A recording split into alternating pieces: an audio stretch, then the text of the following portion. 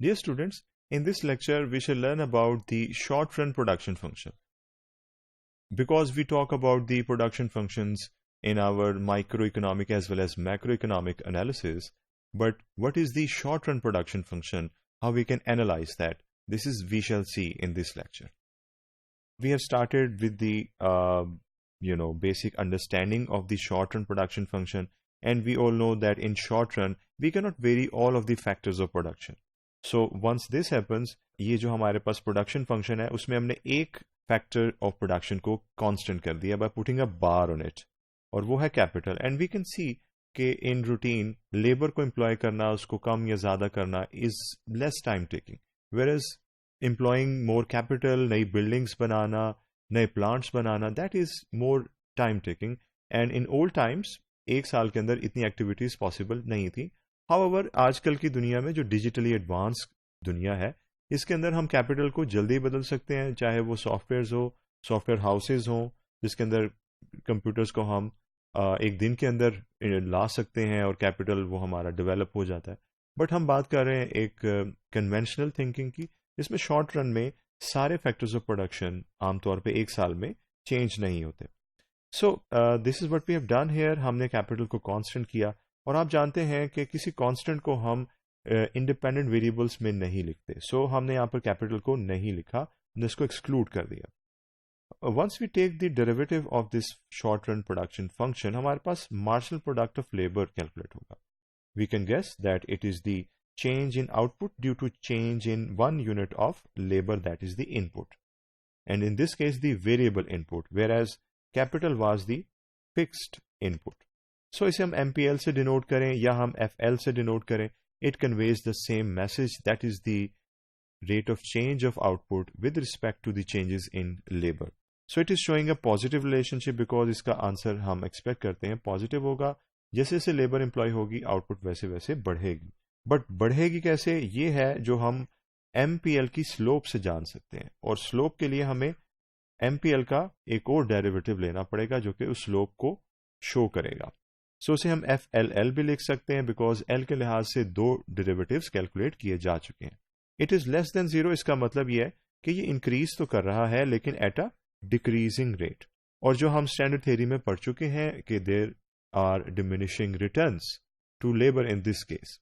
सो numerically speaking, अगर मैं एक प्रोडक्शन फंक्शन जो कि शॉर्ट रन प्रोडक्शन फंक्शन है वो यूज करूं, अब मुझे कैसे पता चला ये शॉर्ट रन है, बिकॉज इसके अंदर मैं कैपिटल को नहीं देख सकता.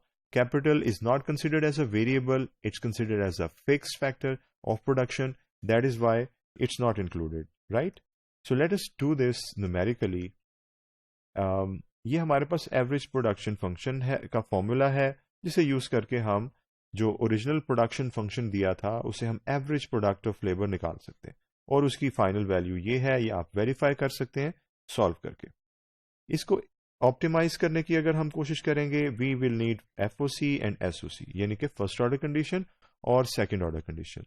फर्स्ट ऑर्डर कंडीशन के तहत इसका हमने फर्स्ट ऑर्डर डेरिवेटिव कैलकुलेट किया, और APL का first order derivative is equal to this, which is put equal to 0 as per the condition, और इससे हमने एक्सट्रैक्ट की लेबर की क्रिटिकल वैल्यू जो कि 30 है, और इसे हमने नोट कर लिया.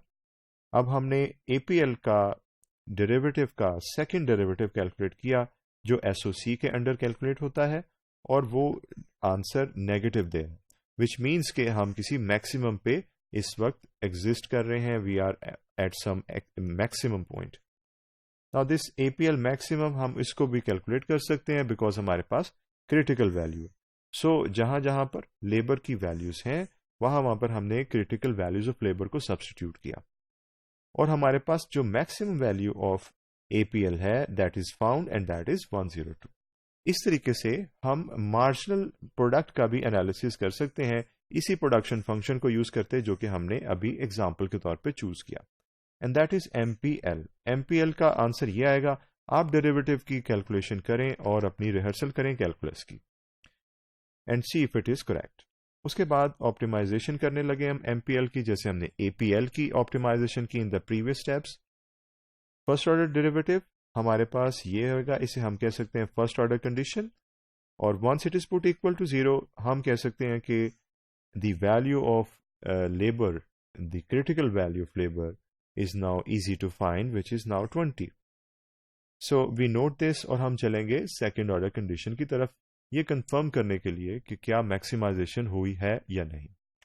So आपने देखा second order condition just like in the case of APL हमने यहाँ पर कैलकुलेट की और ये है उसका प्रोसेस जिसे आप वेरीफाई कर सकते हैं और इसका आंसर नेगेटिव है which means that we are at some maximum. And now we can use the critical value of labour in the marginal product of labour function in order to find out के marginal product of labour का maximum level क्या है और ये हमने discover किया by putting this value. You can verify this.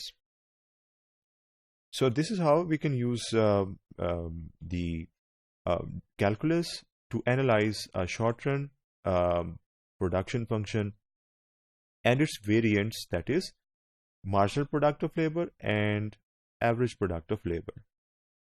And in this slide, just to show कि हमारे पास maximum point जो हमने discover किए वो ये है APL के लिए और MPL के लिए.